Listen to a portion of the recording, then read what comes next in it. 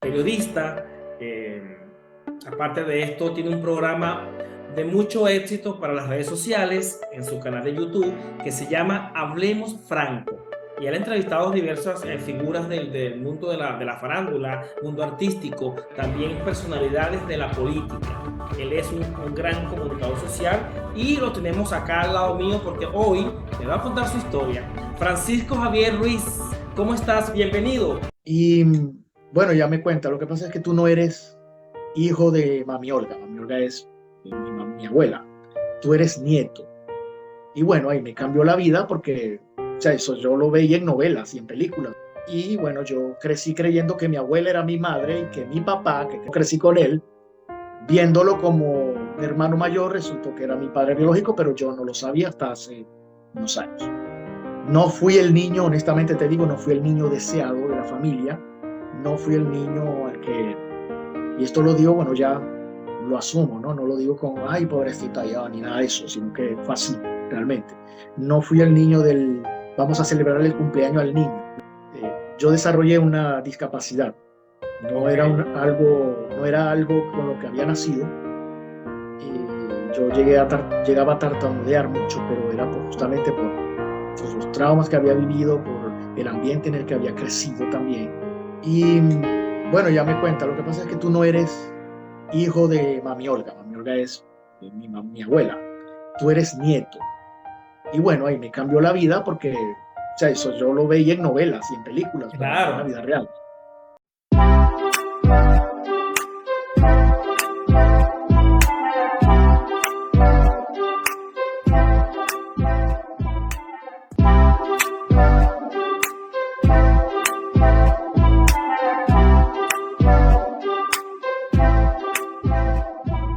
Este es el segundo episodio de Cuéntame tu historia. En esta oportunidad tengo a un gran amigo. Él está en Venezuela, periodista. eh, Aparte de esto, tiene un programa de mucho éxito para las redes sociales en su canal de YouTube que se llama Hablemos Franco. Y él ha entrevistado diversas figuras del mundo de la farándula, mundo artístico, también personalidades de la política. Él es un gran comunicador social y lo tenemos acá al lado mío porque hoy me va a contar su historia. Francisco Javier Ruiz, ¿cómo estás? Bienvenido. ¿Me vas a contar tu historia? Sí, sí, sin ocultar nada. Claro, No, claro que gracias. sí. Gracias. Quiero que empecemos por cómo fue tu niñez, cómo te criaste, cómo fue tu crianza, cómo fue eso que una vez creciste y te diste cuenta que no habías crecido en una familia biológica. ¿Qué impacto tuvo eso para ti, tú como ser humano? Cuéntanos. Sí, bueno, es un poco complicado de contar, ¿no? Porque a veces Sí, cuando me ha tocado explicar todo este enredo, tengo que casi que hacer un gráfico, ¿no? Pero esto es muy común, o fue muy común en las familias de nuestra generación pasada. ok. La gente que vivía en el campo y solían a veces, bueno, quedaban embarazadas las chicas, Ajá, entonces las mamás por tratar de tapar el que dirán la cosa, terminaban criando a los nietos y era como un hijo más. Ese fue mi caso. ok. Eh, Mi papá pues embarazó a una chica y ellos eran muy jóvenes, no querían responsabilidades ninguno de los dos y entonces mi abuela, o sea, la mamá de mi papá, me cría como un hijo más. Ella tenía 3 hijos, incluyendo a mi papá, con mi papá eran 3, y bueno, yo pasé a ser el cuarto. Ok. De eso nunca más se habló, mi mamá biológica nunca la conocí. Ella, ella hasta donde tengo entendido tenía planes de abortarme, no quería que yo naciera. Ok. Pero mi abuela era muy rígida, ¿no? De estas matriarcas bien con el carácter militar, ¿no? De antaño. Entonces, prácticamente amenazó a mi papá, era su hijo, pues le dijo, bueno, si como tuvieron los riñones para dar este paso, ahora Sí. súmanlo completo, no se van a ir por la vía más fácil. Bueno, la chica amedrentada, pues esperó los 9 meses, yo nací, pero me dejó en la casa paterna. Del Ok. tema nunca más se habló. Y bueno, yo crecí creyendo que mi abuela era mi madre y que mi papá, que yo crecí con él, viéndolo como un hermano mayor, resultó que era mi padre biológico, pero yo no lo sabía hasta hace unos años. ¿Y cómo te afectó esto a ti? ¿Cómo te ha afectado tu vida como ser humano? Porque aparte de esto también te admiro mucho porque a pesar de todas estas cosas que te han pasado en tu vida y en tu niñez, también saliste adelante y eres periodista, comunicador social. Sí, fue extraño porque no sé si es que Dios lo dispuso de esa manera, pero yo me enteré ya de adulto. Ya mi familia, pues mi familia actual es muy joven. La generación de mi papá, o sea, mis tíos ya todos fallecieron. Mi abuela también falleció, la madre que yo conozco, pues mi abuela. Sí. Y bueno, de toda esa casta quedó viva solamente una tía, que a todas estas yo pensaba que era mi hermana, resultó que era Imagínate una tú. tía. Entonces, me entero con esto de emigrar porque tenía que actualizar mis documentos. Te explico, en la partida de nacimiento yo siempre, o sea, ahí aparece mi hermano presentándome como si yo fuese su hijo. Eso ya yo lo sabía, pero bueno, el cuento que yo tenía, que me habían contado era que él me presenta porque mi papá biológico había fallecido en un accidente, Ok. entonces para que todos lleváramos el mismo apellido, mi hermano mayor viene y me presentó con alguien. Y bueno, yo tenía eso, el tema hasta ahí, yo pensé que eso era así. Pero revisando los documentos en casa de una prima que tenía internet, ella ve la partida de nacimiento y se le escapa una frase. Ella dice, ah, entonces era cierto. Yo a todas estas, yo no le presto mucha atención, pero al rato caigo en cuenta y le pregunto, ¿era cierto qué? No, no, no, nada. No, no, no, pero ahora échame el cuento porque no, o sea, ¿cómo así? ¿Y eso Ella fue me dice, cuándo, "Ay, más o menos, hace cuántos años? mira, yo emigré en el 2018, Ok, eso fue en el 2015, 3 años después fue que emigré. ok. Y bueno, ya me cuenta, lo que pasa es que tú no eres hijo de Mami Olga es mi abuela, tú eres nieto. Y bueno, ahí me cambió la vida porque, o sea, eso yo lo veía en novelas y en películas, pero no en la Claro, vida real. Entonces, claro, yo traté de asumir lo normal como para que ella me soltara todo, porque si yo me bloqueaba allí, ella no me iba a contar. Y bueno, me contó esta historia que te estoy diciendo ahora, pues, cómo fue el cuento realmente. Ninguno me dijo nada, todos se callaron y pues yo me entero de esa manera, tratando de actualizar documentos, llego a mi casa y bueno, mi tía que te comento, que es la única que queda viva de todo ese clan, con ella es que confirmo la información y me dice, casi que se pone a llorar y me dice, sí, sí, sí es verdad, tú no eres mi hermano, tú eres un sobrino realmente. Y bueno, sí fue. Entonces tú preguntas en qué me afectó. En ese momento yo quedé como en piloto automático, realmente. No, no recuerdo que me haya afectado que salí a la calle y todo iba en cámara lenta, así, todo cinematográfico, no me pasó eso. claro. Pero con el tiempo sí vi que ya yo no era el mismo. No te sabría explicar. Es bien raro porque pues, son las personas más cercanas a ti y en las que tú más confías, ¿no? Sí, Y bueno, si en ellos no pudiste confiar o no puedes confiar, ¿qué esperar de los demás? Fue una cosa, por ahí fue que lo traté de entender, pero no, no, no sé, no sé cómo explicarte. O sea, claro. es tu plataforma familiar, son los que se supone que te deben proteger, que te deben cuidar, que te deben, eh, en los que tú confías y de pronto te enteras de esto así, obviamente Y no lo asimilas bien, ¿no? claro, entonces te cría tu abuela. ¿Y cómo fue? ¿Tú dirías o pensarías que tú te criaste en una familia disfuncional? ¿Cómo fue tu Claro, crianza? claro, porque quizá esta entrevista la vean mis familiares, ¿no? Pero bueno, no voy a ocultar nada acá. Mi papá siempre fue el hippie de la familia. Él era todo el pelo largo, amor y paz, amor, sexo y drogas, John Lennon, todo este cuento. Ah, Él vivió la furia de los 60, entonces cuando él tiene este desliz, eh, que bueno, embarazó a esta muchacha, que es mi madre biológica, la que a todas estas no sé quién es. Eh, Él realmente tenía esta filosofía de la irresponsabilidad, no era muy responsable. Ok, Eh, no asumió su cuota de responsabilidad en esto, pero eso se alargó o sea, en todo el trayecto de su vida. O sea, esto no fue una cuestión de inmadurez, sino que ya de adulto él siguió con esa misma onda irresponsable, todo esto, ¿no? Entonces, los conflictos en la casa eran muy fuertes porque a la par también la hermana de mi papá, otra tía que ya falleció, quedó embarazada a los 16. sí, Esto ocurrió 2 años antes de que yo naciera. Entonces, mi abuela fue muy severa. Entonces, cuando el varón también tiene un desliz y deja embarazada a una chica, mi abuela lo que hace es que le cría al hijo y bueno, te puedes imaginar los conflictos, ¿no? Porque preferiste a este, pero a mí no, y eso fue, pues yo recuerdo que no, yo no sabía la razón de los pleitos en la casa. Y a veces en la hora de la comida yo recuerdo una cena, yo tenía 6 años, que bueno, yo vi los platos volando por los aires en medio de una discusión y yo vivía en el Saladillo. Los que son zulianos saben de qué estoy hablando. Las casas del Saladillo son muy altas y las puertas son de hojas. sí. Entonces, esto es por el calor, ¿no? Las casas tienen que ser muy altas. Ya de eso quedan vestigios de esa Maracaibo, pero bueno.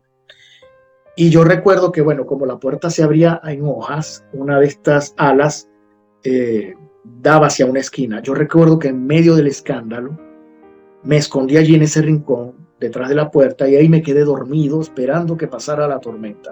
Porque no te puedo, o sea, no te puedo explicar cómo eran los pleitos en la casa, por situaciones que yo desconocí y bueno, que después vine a entender. Entonces, mi infancia fue más o menos así.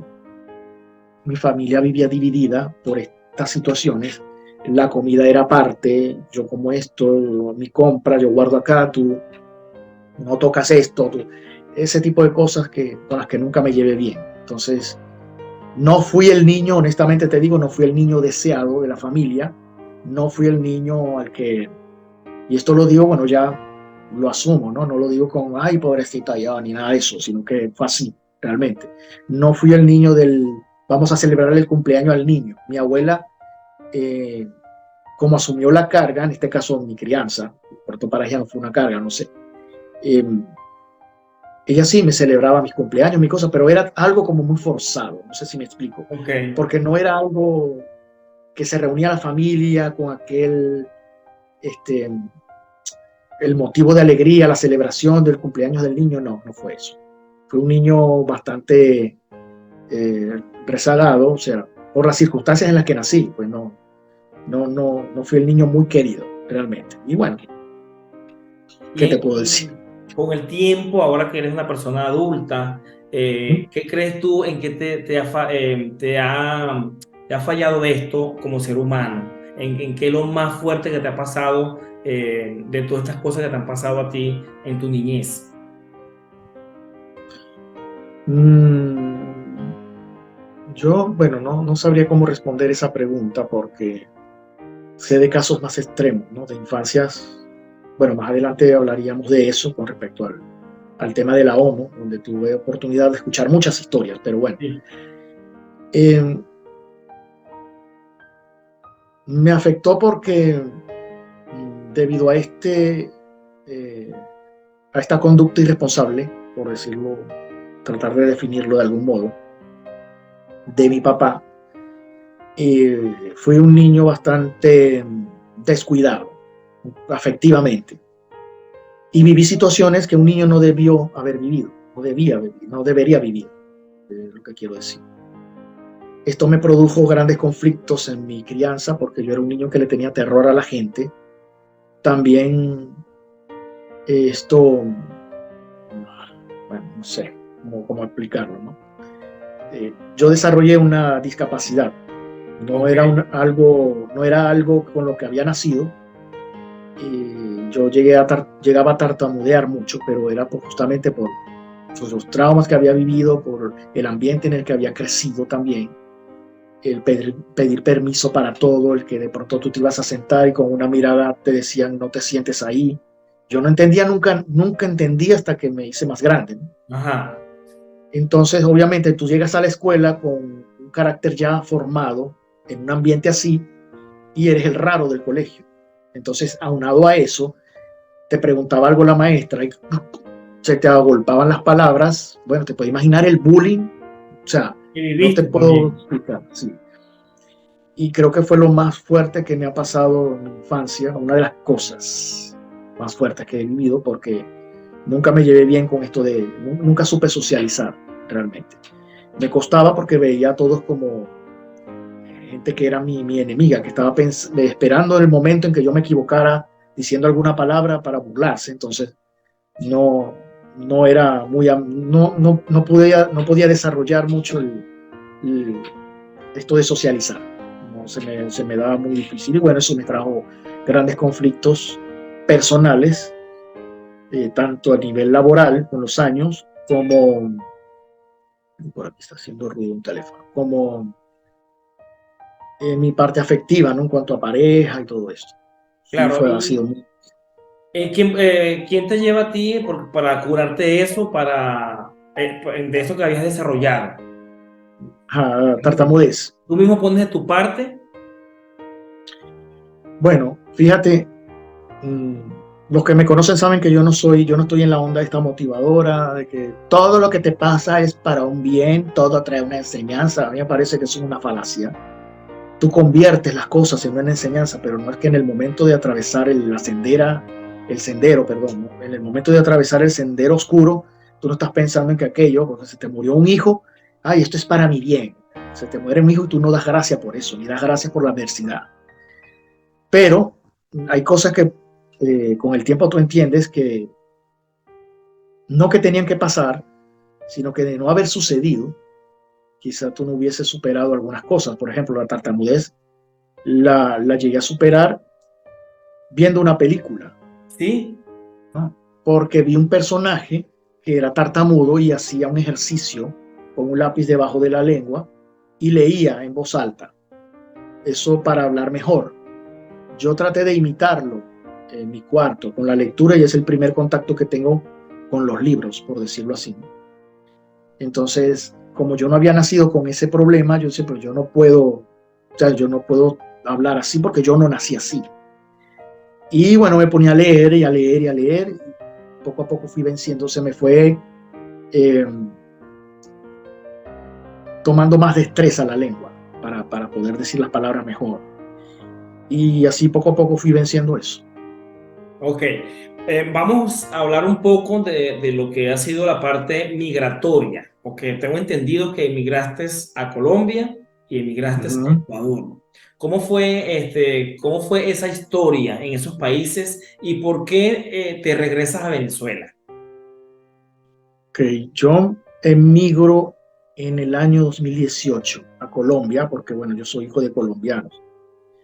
Y la idea era obtener mi segunda nacionalidad, cosa que nunca pude lograr justamente por las contradicciones en la partida de nacimiento. Ok. Había muchos errores, tratando de enmendar cosas. Igual me enteré de todo, pero bueno. Eh, yo voy, bueno, el objetivo de todos los venezolanos que salían del país en ese año y todavía, y es buscar la bendita estabilidad que aquí no puedes lograr. A todas estas, bueno, yo me gradué de periodista en plena crisis y en la carrera que tengo en el gremio, o sea, dentro de mi profesión, no ha sido muy nutrida. O sea, me graduó en el 2017, casi que el año siguiente Y el año que emigro. llegué acá. Sí, sí, más o menos. Y entonces, no es mucho el recorrido que he hecho realmente en mi carrera. Sí he hecho varias cosas. Antes de salir del país trabajé en un periódico acá que se llama Versión Final y trabajé en la Biblioteca Pública del Zulia en el departamento de prensa, pero fueron cosas casi fugaces porque ya estaba la crisis muy acentuada y los sueldos no alcanzaban y había que irse. Yo llego a Colombia a casa de mi hermano, porque a todas estas mi papá tuvo otro hijo después Ok. y a él sí lo reconoció normal, él no tuvo ese problema. Es claro, él lo tuvo con otra persona, mi papá tuvo su hijo con otra persona. Y bueno, él se enteró también de que éramos hermanos, igual al mismo tiempo que me enteré yo, él tampoco sabía nada. Nosotros crecimos como tío y sobrino. Yo llego a Bogotá y llego a su casa. Esto quizá, no sé si llegué a molestar, pero bueno, yo tuve que salir de esa casa porque las expectativas con respecto a mi documento, bueno, no se cumplieron y estando indocumentado en otro país, bueno, la cosa laboral se complica y la gente te recibe, te puede esperar un mes, 2 meses, pero hasta ahí. Claro, y Entonces, a veces hasta menos. a veces hasta una semana, Una a veces hasta semana 2 meses. a producir, vamos. Entonces, las cosas que yo hacía eran muy esporádicas, no ganaba lo suficiente como para este, aportar donde yo estaba viviendo, aportaba cuando podía, que si para pagar puntualmente la luz, el mes siguiente de pronto si tenía pagaba tal cosa. Y bueno, llegó un momento en que la esposa de mi hermano me dijo, Bram, lamentamos mucho, pero aquí no te puedes quedar porque igual si tú no estés aquí todo el día, no uses los servicios, lo que sea, bueno, eres una carga. Pues. Era un panorama que no me esperaba y yo tomo la decisión de irme a Ecuador. No me iba a Ecuador en primera instancia, sino que hablando con una amiga que ya estaba allá, me dice, bueno, vete para acá y aquí vemos qué hacemos, porque si te regresas a Venezuela, o sea, ¿qué vas a hacer allá?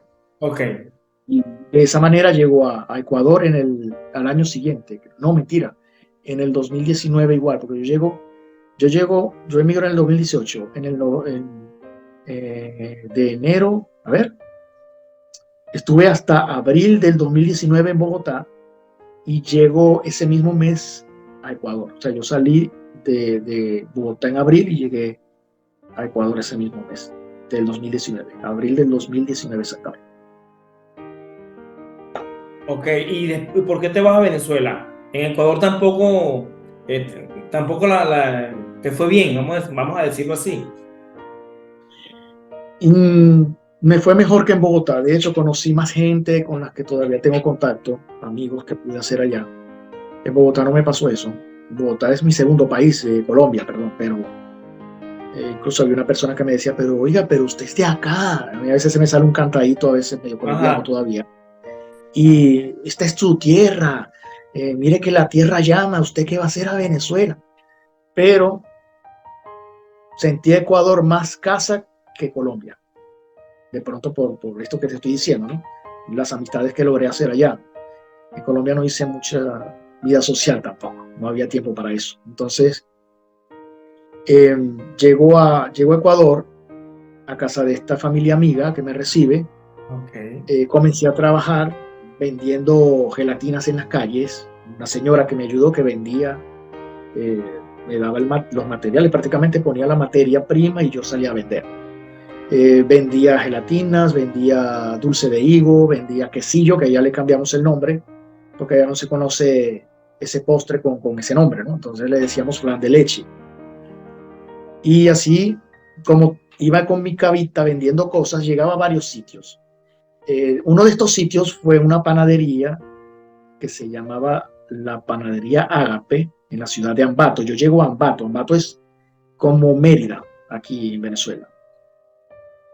Y este muchacho hizo amistad conmigo, el dueño de la panadería.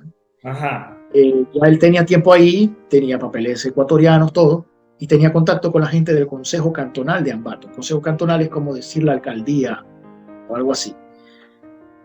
Y a través de esta gente es que comienzo a trabajar con la ONU en 2 jornadas. Fue el primer contacto que tuve así con algo grandioso que decía yo, wow, la ONU. A través de una agencia que pertenece a la ONU, que es la Organización Internacional para las Migraciones, y el trabajo era directamente con venezolanos. Bueno, eso era como pez en el agua porque tenía que hacer entrevistas, llenar encuestas, buenísimo, pero fue un trabajo fugaz. Luego de eso publiqué en el periódico El Heraldo de Ecuador, también porque vendiendo mis cosas llegué al Museo Montalvo y el guía del museo era columnista del periódico, tenía una columna fija. Y entonces yo hablando con él un día le decía, bueno, yo soy periodista, todo esto, me invitó a escribir un artículo allí, escribí realmente dos, con la temática migratoria también. Hice varias cosas, pero bueno, surgió la pandemia y nos quedamos sin trabajo, muchos venezolanos. Ya yo estaba viviendo aparte y ya tenía que pagar arriendo. ¿Y cómo pago el arriendo si no hay trabajo? Y todo el mundo encerrado, no podía salir. Entonces ahí es cuando tomo la decisión de regresar. No podía seguir allá, pues no había trabajo y tenías que pagar cosas. Por eso es que me regreso puntualmente. Claro. Yo quiero hacer un paréntesis acá en el tema de Venezuela, porque bueno, tú sabes que ya millones de venezolanos que estamos regados en el mundo entero. Yo tengo 5 años, yo salí en la peor, bueno, como saliste tú también, en el 2017. Pero ¿cómo haces tú para sustentar en estos momentos o desde que llegaste a Venezuela con la crisis? Con la falta de la luz eléctrica, de los servicios básicos, del alto costo de la vida. ¿Cómo has hecho tú para mantenerte de esta manera?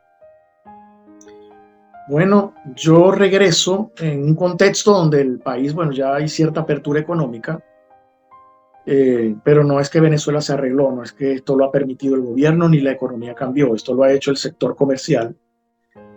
Se ha permitido que el dólar circule en la calle, entonces estás viendo negocios abriendo y todo esto, pero el problema de la inflación sigue. Hay dos monedas, está el bolívar y está el dólar al mismo tiempo, eso es una locura, y obviamente los sueldos no alcanzan, Sí, ¿no? De pronto, por ponerte un ejemplo, un chip de teléfono que en Ecuador me costaba a mí $3, acá te lo venden en 20 y $25. O sea, un chip para un imagínate tú. teléfono. Entonces, lo que ganas se te va en días y tienes que hacer varias cosas. O sea, yo hago trabajo online porque sí hay empresas que te llaman, pero el sueldo que te ofrecen más el transporte sucede, eso no te dura nada, eso no. Los sueldos aquí te alcanzan para comprar algo, hacer una compra de una semana y hasta menos. Entonces no es rentable trabajar acá en una empresa. Y bueno, con todo esto del lavado de dinero también que se ve, eso no es un secreto, también se están viendo muchos negocios abriendo, cadenas de farmacia, qué sé yo, pero eso ha permitido que muchos chamos encuentren trabajo, pues. La estrategia es, si te quedas cerca de tu casa, el centro comercial o el sitio donde trabajas, buenísimo, vas y vienes a pie, o te mueves en bicicleta o qué sé yo, pero sí, uno tiene que reinventarse mucho aquí para poder sobrevivir, pues. ¿Y los servicios públicos? El No, internet, aquí el la agua, la luz, luz, el transporte. aquí en el Zulia dura el agua en venir casi un mes. Entonces tienes que cuando llegue el agua llenar hasta las cucharas para que te rinda todo ese tiempo hasta que vuelva a llegar el agua y a veces tarda el agua en llegar, entonces tienes que ir, que es lo que a veces yo he hecho, ir a una cañada, a una quebrada, como en Caracas se le dice así, mm, a buscar agua, porque atraviesan unos tubos ahí donde a veces hay agua, tienes que despegar tubos, llenar los botellones, subir cerros, porque yo vivo en una zona rural, casi. Vivo en pleno Maracaibo, pero esto es casi rural aquí. Ajá. Y bueno, hacer varios viajes. Eso con respecto al agua. La luz te la quitan todos los días, 4 horas, 5 horas. Para todas las personas que nos están viendo en este programa, en este video, Francisco es de Maracaibo, porque la realidad Ajá. en Caracas, en la capital del país de Venezuela, es totalmente diferente. ¿Sí o no? Es correcto. Yo estuve en Caracas recién y es otra cosa. Es como si fuera otro país. Exactamente. Bueno, Francisco, vamos a entrar en materia también de esto que tú haces en las artes, este talento que tú tienes. De hecho, estudiaste para periodismo, comunicador social, has escrito, has hecho algunas obras de teatro, ¿me equivoco? Sí, correcto. A mí a veces me da como penita hablar de eso, porque tú sabes, uno está acostumbrado como a que estar de este lado y hacer las preguntas, ¿no? Pero como Ajá. raro todo. Siempre lo digo, como extraño. Eh, bueno, yo estudié periodismo, comunicación social por accidente, porque yo lo que quería era ser, no, o sea, me gustaba más el cine. Yo quería O ser sea, tú querías director ser de cine. actor. Sí, yo quería actuar, dirigir películas, esas cosas. Más que todo, la creación de historias a través del cine. eh, Siempre me gustó. Y bueno, ese era mi sueño, pero aquí en el Zulia para ese tiempo no habían escuelas de cine ni nada de eso. Y me fui por comunicación social porque vi que en el Pensum daban una cátedra que tenía que ver con cine. Yo dije, bueno, por aquí es. Ajá. Pero no porque quería ser periodista. Hablemos Franco TV en su canal de YouTube. Correcto. Pero bueno, comencé en Instagram y en Instagram es en vivo. Entonces la gente esperando. Y bueno, 10 minutos, 20 minutos y eso me pasó 2 veces. Y el entrevistado nada. Y me di cuenta que uno de ellos, esto no voy a decir quién es, ¿no? Fue que se quedó, estaba tomando, hizo un directo y estaba Ajá. tomando, cantando karaoke, recordando a su mamá, no sé, y ni se acordó que teníamos la entrevista ese día. Entonces él publicó ese video en historias, como vio que yo vi la historia, la quitó. Ajá. Pero nunca me escribió, mira, vamos, otro día, discúlpame, nada. Entonces, bueno, el primer día para mí fue un trauma, porque ¿cómo es posible que me dejó embarcado y no sé qué? Pero ya después, ya esas cosas que ya te pasan y ya, bueno, pasamos la página, bueno, voy con otro entrevistado y para adelante, y ya. Así es. ¿Y cuántos invitados ya has tenido en tu programa? ¿Llevas la cuenta o no? No, son, bueno, que creo que casi 100, pero la Yo última no, vez, yo, dime. yo, yo no tengo idea cuánto llevo yo. Yo sé que pasan de 100, no sé. No tengo, yo perdí la cuenta. Hace mucho tiempo. Sí, sí, no, tú has entrevistado a más gente. Pero yo no llevaba la cuenta, sino que una amiga me dijo, mira, ya tienes más de 40 entrevistas. Eso fue hace como un año. Y yo, Imagínate. sí, sí, ya tiene recorrido. Y yo, bueno, intentando aquí y allá, tocando puertas para ver si este me dice que sí. He entrevistado actrices de RCTV, actores, cantantes y políticos, porque el tema político, yo como inicié, y esto, bueno, comenzó por este tema migratorio, yo no dejé a un lado eso, ¿no? Lo que está pasando en mi país, mostrar, hacer visible eso. Entonces, también lo que pasa con los migrantes venezolanos, todo eso lo he abordado ahí también, ese espacio. Esa experiencia que me estás contando de los migrantes venezolanos me recuerda cuando yo empecé. Yo empecé los primeros videos míos en los en vivos. Fueron también con venezolanos que están ahorita en otros países como así como yo. Y fueron los primeros en vivo porque yo decía, bueno, ajá, el tema migratorio, bueno, que es un tema que todavía da mucho de qué hablar y hay muchísimo ahí de tela que cortar. Entonces, y después me fui metiendo por otro lado. Bueno, tú has visto mi trabajo. Cuando no consigo por acá, me voy por otra área, me meto por aquí, me meto por allá. ¿Tú sientes que tú eres apasionado un poco con tu trabajo, con lo que haces como periodista? Sí, fíjate que para mí, yo no soy mucho de exaltar mis virtudes, me parece que lo deben hacer las otras personas que me conocen, pero es inevitable responder a esa pregunta porque tú te conoces mejor que nadie, ¿no? De pronto, si tú me preguntas, ¿te consideras exitoso? A lo mejor ahí dudo porque yo relaciono el éxito con muchas cosas que de pronto ahora no tengo. Pero con Ajá. respecto a ser apasionado con lo que haces, yo siento que sí. Incluso mi hermano me lo dijo. Tú deberías ser, claro, él me lo dijo en tono de crítica por otro asunto. Me dijo, así como le pones a las entrevistas y eso, también deberías ser así en estas áreas. Por lo menos yo amo esto que yo hago. Me encanta. De verdad que soy feliz porque yo hago también esto. O sea, yo soy, cuando uno no tiene contenido que mostrar, uno anda inquieto, ¿sí o no? Claro, sí, sí. Sí, sí, porque a Claro que veces sí. Y te- te quedan mal los entrevistados y entonces, ay, pero esto iba a salir esta semana y ahora ¿cómo hago? Porque ya la gente está acostumbrada que los sábados que publico, que no sé qué. Entonces te da un estrés que no, solo lo entiende la gente que se apasiona con lo que hace.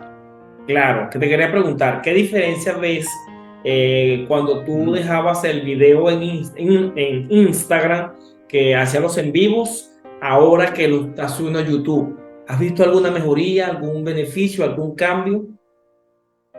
No, principalmente es la proyección. YouTube tiene un alcance mucho mayor por el hecho de que queda esto de la permanencia, ¿no? En la 2.0. En cambio, en Instagram las entrevistas van quedando rezagadas y la persona no se va a ir a tu perfil a buscar una entrevista y bajar todas las publicaciones hasta encontrar. En cambio, YouTube tú buscas el nombre de mi canal, la entrevista con el actor tal y de una vez, o sea, eso lo consigues y es como tiene más permanencia. Claro. Lo otro es que el alcance que te da YouTube es, bueno, una cosa bárbara que no te da Instagram. Instagram lo agradezco porque, y todavía yo entrevisto a veces por ahí, porque me permitió foguearme con esto de la entrevista. Yo le tenía respeto a las cámaras, como te digo, y aquí pues aprendí a hacer esto que estoy haciendo. De otro modo no hubiese podido. Igual en el caso mío, yo empecé por Instagram, pero para la gente que nos está viendo, no siguen haciendo contenido. Si ustedes son nuevos haciendo esto y ustedes quieren proyectarse, no sigan haciendo esto por Instagram. O sea, háganlo, pero no lo dejen allí. Súbanlo a YouTube. Ahí te va a dar otra proyección. ¿Sí o no, Franco? Correcto, eso es correcto, eso es correcto. Y de hecho, ha servido incluso tanto con esto de la proyección que he tenido dos ofertas, o sea, por decirlo así, o sea, no han sido invitaciones que yo he hecho, sino que me han dicho, mira, estamos interesados en que entrevistes a esta persona, es un político, qué sé yo, porque han visto el contenido de YouTube. Claro, han visto tu trabajo, Te ayuda. que es muy importante, y el que lo han visto en YouTube, es que totalmente, mira, cuando yo empecé a subir, yo a YouTube lo adoro, de verdad, de las plataformas me encanta YouTube, me encanta. Por allí te recomienda, tú te metes en el YouTube de otra cuenta y ves cómo te recomienda, no sé si yo te aparezco, pero yo he visto que a ti me has aparecido, te recomienda YouTube, y es tan importante colocarle el nombre a la pantalla. Eso es importantísimo. Eso El es otra nombre, cosa. pero no cualquier Eso nombre. es otra cosa.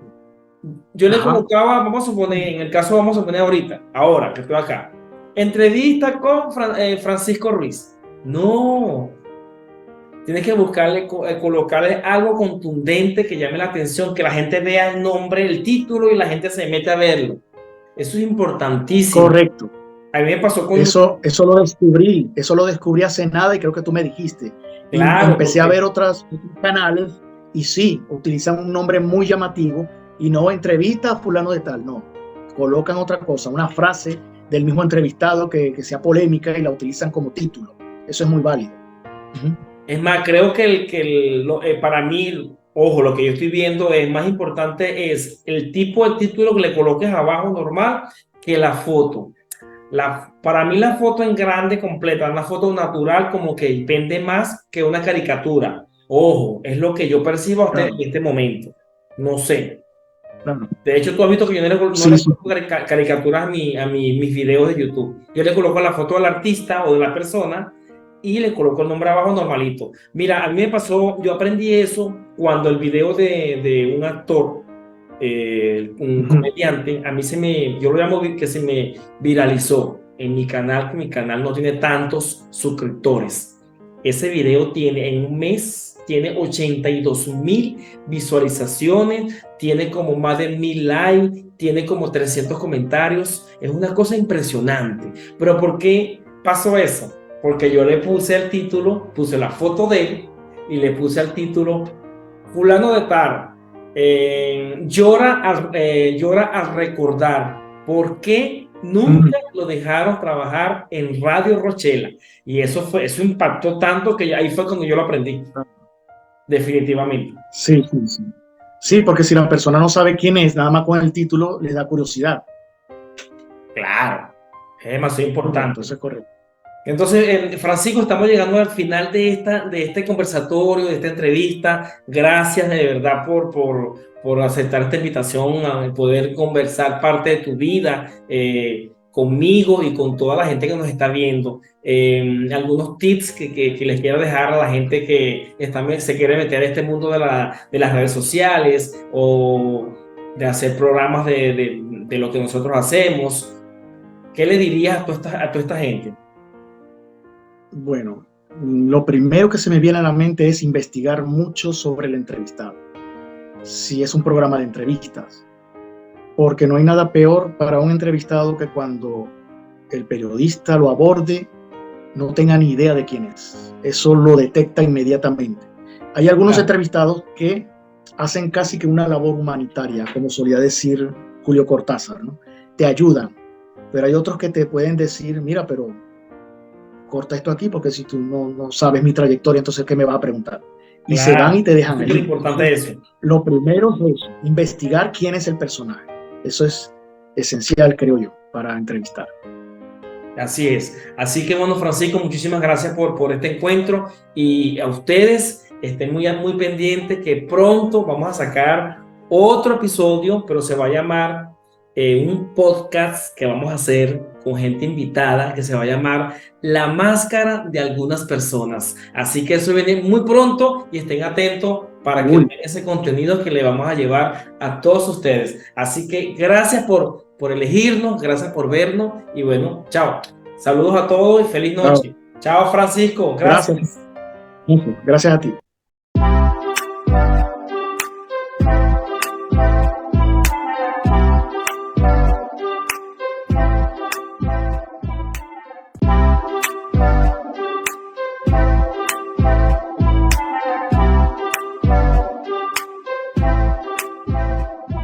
Voy a preguntar a la nube virtual, ¿quién más quiere levantar la mano?